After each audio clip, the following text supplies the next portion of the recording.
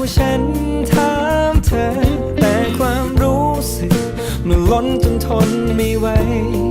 ยิ่งเวลาที่เธอยิ้มมาและจ้องมองตามันเกิดคำถามมากมายฉันไม่รู้และยังคงไม่แน่ใจรักไม่รักใจที่เธอต้องการแบบไหนมันยังคงไม่ชัดเจนเธอกับฉันเราเป็นอะไรช่วยบอกฉันทีอยากรู้สายตาที่เธอมีให้กันมันหมายความว่าอะไรเป็นแค่เพียงอารมณ์อ่อนไหวที่คงหายไปหรือซ่อนความรักที่มีเอาไว้เธอคิดยังไงกับฉันช่วยบอกฉันทีหากเธอต้องการให้ฉันเป็นมากกว่านี้บอกมาเลยให้ฉันรู้ตัวรักที่มีมันตรงกับเธอเหมือนกันอย่าให้ฉันเก็บ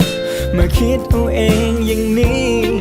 เธอรู้ไหมท่าทีของเธอทำฉันไว้มันและสับสนเหลือเกินฉันไม่รู้และคงไม่แน่ใจรักไม่รักใจที่เธอต้องการแบบไหน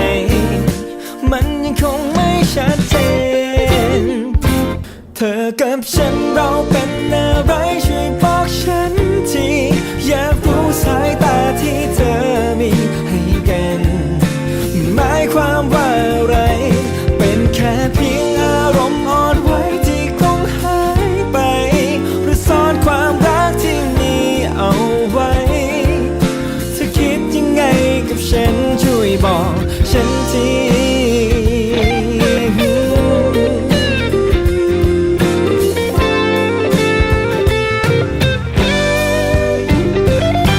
เธอกับฉันเราเป็นอะไรช่วยบอกฉันทีอยากรู้สายตาที่เธอมีให้กัน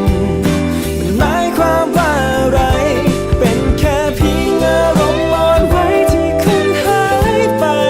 หรือซ่อนความรักที่มีเอาไว้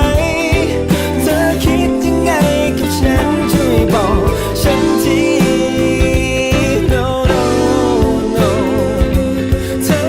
คิดยังไงกับฉันอยากรู้ช่วยบอกฉันที